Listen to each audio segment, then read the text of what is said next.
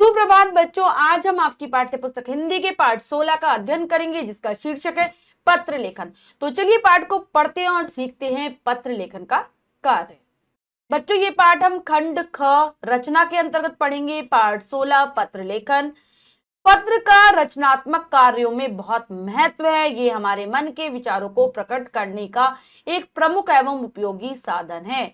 पत्र के द्वारा हम अपने समाचार दूर अथवा पास के संबंधियों तक पहुंचा सकते हैं और उनके समाचार प्राप्त कर सकते हैं। पत्र के द्वारा हम कार्यालय से संबंधित कार्य भी कर सकते हैं। तो पत्र का हमारे जीवन में महत्वपूर्ण स्थान होता है, पत्र लेखन का, क्योंकि इसके द्वारा हम अपने सगे संबंधियों, मित्रों, रिश्तेदारों को पत्र लिख सकते हैं, अपने मन के भावों विचारों को उनको बता सकते हैं, उनके भावों को विचारों को जान सकते हैं। बहुत ही सस्ता, सरल और सुगम साधन है। साथ ही साथ कई बार हमें विद्यालय में हम होते हैं, हमें प्रधानाचार्य जी से अवकाश की आवश्यकता होती है। कई बार हमें कार्यालयों में आवेदन देना होता है नौकरी के लिए, और कई बार हमें शिकायत करनी होती है किसी विभाग में, तो उन सब में भी पत्रों का बहुत महत्व होता है। अब आता है पत्रों के प्रकार।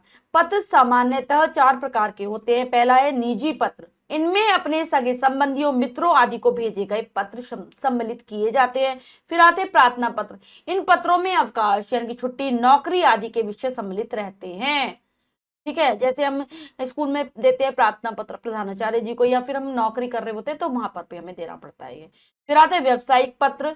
इनमें व्यापार संबंधी पत्र आते हैं, यानी कि हमारे कामकाज से संबंधित पत्र। फिर आते हैं कार्यालयीय पत्र। ये व्यक्तियों व शासन के मध्य होने वाले पत्र व्यवहार होते हैं, यानी कि जो सरकारी कामकाज में लगे हुए हैं, किसी भी कार्यालय में लगे, तो आपस में जो वार्तालाप के लिए काम आते हैं। तो यहाँ पर हम सबसे पहले पढ़ेंगे निजी पत्रों के बारे में। छात्रावास से पिताजी को पत्र, यानी कि आप छात्रावास में रहते हैं, किसी हॉस्टल में रहते हैं और वहां से आप अपने पिताजी को, अपने पापा को पत्र लिख रहे हैं। शास्त्री छात्रावास, कैंट रोड, मेरठ, सबसे पहले आपका पता आ जाएगा। फिर दिनांक 18 जुलाई 2000 बोल रही हूं मैं, जो भी आप तिथि होगी और जो सन चल रहा होगा वो लिखेंगे। पूज्य पिताजी, पिताजी को लिख रहे हैं तो पूज्य पिताजी। साधारण चरण स्पर्श, तो पूज्य पिताजी के संबोधन, साधारण चरण स्पर्श, अभिवादन। इन दोनों का महत्व होता है निजी पत्रों में बहुत ज्यादा। हम जैसा हमारा संबंध है उसके हिसाब से ही हम संबोधन और अभिवादन लिखते हैं।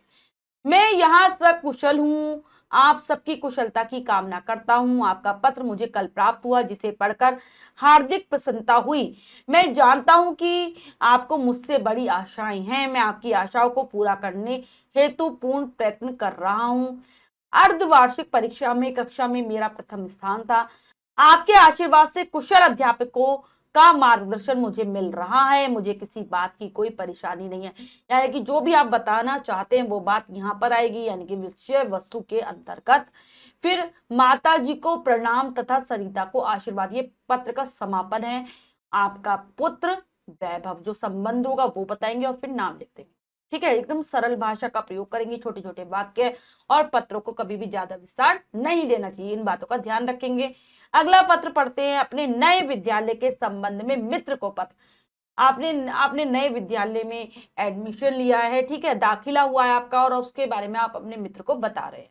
सबसे पहले आपका पता आ जाएगा 140 बी गंगा नगर, वाराणसी से लिखा जा रहा है पत्र। दिनांक है 7 मई, मैं यहाँ पर 2000 बोल रही हूँ, जो आपका तारीख होगी, जो सन होगा वो लिखेंगे। प्रिय हर्ष, नमस्ते, संबोधन, अभिवादन। तुम्हारा पत्र प्राप्त हुआ, जिसे पढ़कर हार्दिक प्रसन्नता हुई। मुझे पत्र लिखने में कुछ विलंब हुआ, क्योंकि मैं चाहता था कि मैं पहले अपने नए विद्यालय में प्रवेश ले लूं, फिर मैं तुम्हें पत्र लिखूं। सौभाग्य से मुझे दयानंद विद्यालय में प्रवेश मिल गया है। विद्यालय का भव्य भवन, यहाँ का अनुशासन, विशाल और उत्तम पुस्तकालय, अध्यापकों का मधुर व्यवहार आदि सभी वस्तुएं आकर्षित करने वाली हैं। मुझे यहाँ आकर बहुत अच्छा लग रहा है। ठीक है, विषय वस्तु आ गई। फिर चाचा जी चाची जी को प्रणाम तथा अनुपम को प्यार। समापन, तुम्हारा अभिन्न मित्र, संबंध और नाम नीरज। ठीक है, अब है अगला, छोटे भाई को मन लगाकर पढ़ने की सलाह देते हुए पत्र लिखना है। कि आपका भाई का जो मन है वो पढ़ाई में नहीं है, तो आप उसको कह रहे हैं कि पढ़ाई में मन लगाओ। ठीक है, सलाह दे रहे हैं। 15 वसंत विहार, सबसे पहले पता नई दिल्ली। फिर दिनांक आ जाएगी 2 फरवरी में, यहाँ पर मैं 2000 बोल रही हूँ, जो दिनांक होगी वो लिखेंगे और जो सन होगा वो लिख देंगे। प्रिय वैभव, संबोधन, शुभाशीष, अभिवादन। ठीक है, आगे विषय वस्तु आएगी। कल ही तुम्हारी प्रधानाध्यापिका जी का पत्र पिताजी को मिला। पढ़कर पता चला कि तुम आजकल पढ़ाई में रुचि नहीं ले रहे हो। प्रिय भाई, पिताजी ने तुम्हें घर से दूर देहरादून पढ़ने के लिए भेजा है। यदि तुम खेलकूद, गपबाजी, सोने और मस्ती करने में ही समय निकाल दोगे तो परीक्षा की तैयारी कैसे होगी। याद रखो कि परिश्रम से ही सफलता संभव है।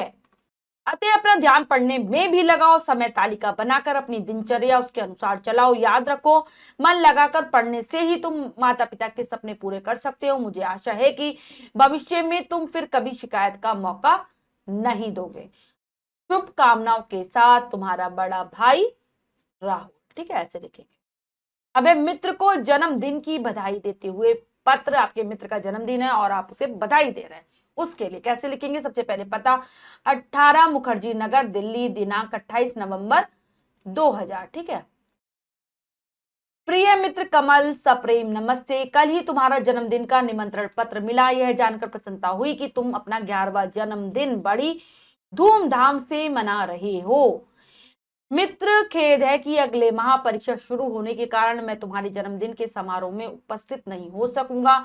मैं न भी पहुंच सकूं तो तुम्हारे जन्मदिन पर मेरी शुभकामनाएं तुम्हारे साथ होंगी। जन्मदिन की तुम्हें कोटि कोटि बधाई। ईश्वर से प्रार्थना है कि आने वाला समय तुम्हारे लिए मंगलकारी हो। जन्मदिन की शुभकामनाओं के साथ, तुम्हारा मित्र नमन। ऐसे लिखा जाता है अगर हम जन्मदिन की बधाई दे रहे हूं। अब हम अगला जो पत्र पढ़ने जा रहे हैं बच्चों, वो है प्रार्थना पत्र। और प्रार्थना पत्र कौन सा? शुल्क मुक्ति हेतु प्रार्थना पत्र, यानी कि आपको अपनी फीस माफ करवानी है तो आप प्रधानाचार्य जी को पत्र लिख रहे हैं। ठीक है। सबसे पहले सेवा में जरूर आता है जब भी हम प्रार्थना पत्र लिखते हैं, श्रीमान प्रधानाचार्य, और अगर महिलाएं तो प्रधानाचार्या। बाल शिक्षा मंदिर स्कूल का नाम विकास नगर, कहां पर है वो स्थान। ठीक है। और फिर पटना, जहां पर है मतलब वो स्थान आ जाएगा और वो नगर पे आ जाएगा। फिर महोदय, और महिलाएं तो महोदया। सभी ने प्रार्थना है कि मैं आपके विद्यालय में कक्षा 5 का छात्र हूं। पिछले वर्ष मैंने अपनी कक्षा में प्रथम स्थान प्राप्त किया था। श्रीमान जी, मेरे पिताजी एक कार्यालय में क्लर्क है। उनकी मासिक आय 8,000 है। इतनी कम आय में परिवार का पालन पोषण, हम 2 भाइयों की पढ़ाई आदि के खर्चों की पूर्ति बड़ी कठिनाई से हो पाती है। ठीक है। अतः आपसे प्रार्थना है कि मुझे शुल्क मुक्ति प्रदान करने की कृपा करें, जिससे मैं अपनी पढ़ाई जारी रख सकूं। मैं आपका सदा आभारी रहूंगा। तो यहाँ पर विषय वस्तु आ गई पूरी, जो हम कहना चाह रहे हैं वो सारा कुछ। फिर धन्यवाद जरूर आता है प्रार्थना पत्रों में। आपका आज्ञाकारी शिष्य, और फिर आ जाएगा नाम हरीश, और फिर आ जाएगी दिनांक, जिस तारीख को ये लिखा जाना है 5/4, यहाँ पर 2000 बोल रही हूँ मैं। जिस दिनांक को लिखोगे वो डालोगे और वही सन डालोगे। हमने पाठ को बहुत अच्छे से समझकर पढ़ लिया है बच्चों। अब हम अभ्यास कार्य की तरफ चलते हैं, जो कि है क्या पढ़ा क्या सीखा में से। पहला प्रश्न है, नीचे लिखे विषयों पर पत्र लिखो। तो बच्चों यहाँ पर कुछ विषय दिए गए हैं, इनके ऊपर आपको पत्र लेखन का कार्य करना है, और कार्य आपको अपनी अभ्यास पुस्तिका में सुंदर अक्षरों में कर लेना है। एक बार मैं विषय पढ़ देती हूँ। घर की कुशलता के संबंध में पिताजी को पत्र। आपके पिताजी कहीं बाहर रहते हैं, आप घर के बारे में उन्हें बता रहे हो कि घर पर सब कुशल है। जन्मदिन पर बुलाने के लिए मित्र को पत्र। आपका जन्मदिन है और आप अपने मित्र को निमंत्रण देना चाहते हो, तो उसके लिए कैसे लिखोगे। शीघ्र स्वस्थ होने की कामना करते हुए मामा जी को पत्र। आपके मामा जी बीमार है और आप उनके स्वास्थ्य की कामना कर उन्हें पत्र लिख रहे हो। छुट्टियों में आकर रहने के लिए चचेरी बहन को पत्र। छुट्टियां हो गई हैं आपकी चचेरी बहन की भी, आप उसको अपने घर आने के लिए कह रहे हो कि घर पर आओ और छुट्टियां हमारे साथ बिताओ। अब है उपहार भेजने के लिए दादी जी को धन्यवाद। आपकी दादी जी ने आपके लिए आपके जन्मदिन पर कोई उपहार भेजा है, तो आप उनको धन्यवाद पत्र लिखोगे। कैसे लिखोगे? तो बच्चों ये सारा कार्य आपको बहुत सुंदर अक्षरों में ध्यानपूर्वक करना है। बच्चों आज हमने पाठ के माध्यम से सीखा कि कैसे पत्र लेखन का कार्य किया जाता है। आशा करती हूँ ये पाठ आप बहुत अच्छे से समझ गए होंगे। पाठ को फिर से जरूर पढ़ेंगे। मिलते हैं अगली कक्षा में नए पाठ के साथ। तब तक के लिए स्वस्थ रहिए, प्रसन्न रहिए। धन्यवाद।